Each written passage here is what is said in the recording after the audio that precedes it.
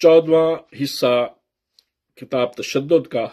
آپ کے پیش خدمت ہے۔ یہ بنیادی جبلی تقاضے یا واقعہ ہے،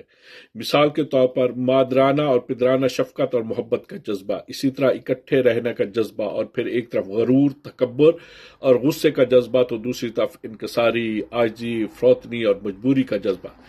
پھر جنسی محبت کا جذبہ، اور پھر احساس تحیر یعنی حیرت کا جذبہ اور حیرانگی کی کیفیت، گھر اور ملکیت بنانے کا جذبہ، کسی جگہ سے انس اور محبت، پھر جانچ پڑتال، جستجو اور جاننے کا شوق، تسخیر اور فتح کرنے کا جذبہ، دوسرے کو زیر کر لینا، دبوچ لینا، یہ تمام وہ بنیادی جبلی محرکات ہیں جو انسان میں اس کی فطرت ساخت کے مطابق ہوتے ہیں، اور دوسرے حیوانوں اور جانوروں میں بھی ان کی فطرت ساخت کے مطابق تھوڑے اور بہت بقدر ضرورت ان میں ودیت کیے جاتے ہیں، جو ان کے خلیوں میں موجود ہوتے ہیں، اور محرکات کی مختلف نوعی صورتوں کو بیجوں کی شکل میں کسی حیوان یا انسان کے جسم میں کار فرما نظر آتے ہیں اور ماحول میں پرورش پاتے ہیں۔ یہ بنیادی تقاضے انسانی خلق کا حصہ ہوتے ہیں،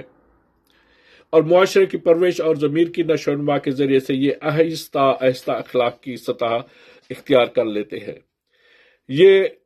خلق اور خلق کا رشتہ بیج اور کھیتی کا رشتہ ہے۔ ایک بیج ایک کھیتی کے بغیر پرورش نہیں پا سکتا، اور اسی طرح بنیادی خلق یعنی جبلی تقاضے معاشرے کی وجہ سے ہماری تہذیب اور تمدن کے بنیادی اخلاق بن جاتے ہیں۔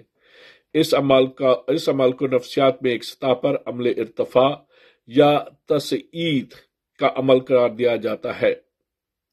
انفرادی سطح پر یہ خلق اور خلق کا باہمی رشتہ اور اس کے مختلف رنگ ہمیں نظر آتے ہیں۔ جبلی طور پر بعض قوا ایک فرد کے حصے میں زیادہ آتے ہیں اور بعض دوسرے قوا اس میں کم ہوتے ہیں۔ کسی میں فطری طور پر غصہ یا جنس یا دوسروں سے ڈرنا زیادہ بھی ہو سکتا ہے اور کم بھی۔ یہی فرق افراد کے درمیان ان کی مختلف شخصیتوں اور کردار کے رنگ میں ظہور پذیر ہوتا ہے۔ اسی لیے جب ان جذبوں کا شدت اظہار مختلف نوعیت کا ہوتا ہے تو تشدد کے رنگ بھی بدل جاتے ہیں۔ تشدد کبھی بدنی صورت اختیار کر لیتا ہے، اور کبھی ذہنی اور جذباتی، اور کبھی محض اقتصادی اور معاشرتی، یعنی حقہ پانی بند یا اقتصادی پابندیاں اور شرائط جنہیں ہم مہذب معاشرے میں اقتصادی پابندیوں کا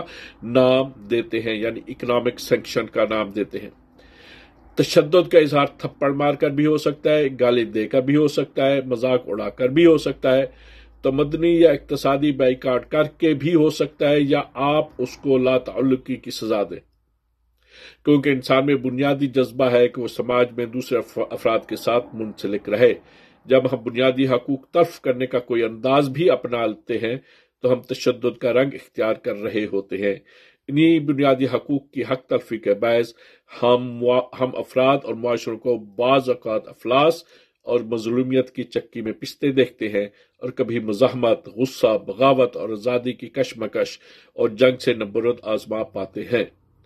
لیکن دونوں صورتوں میں ایک شدت اظہار کا رنگ ہوتا ہے، اور تشدد کا عمل اپنا رنگ دکھا رہا ہوتا ہے۔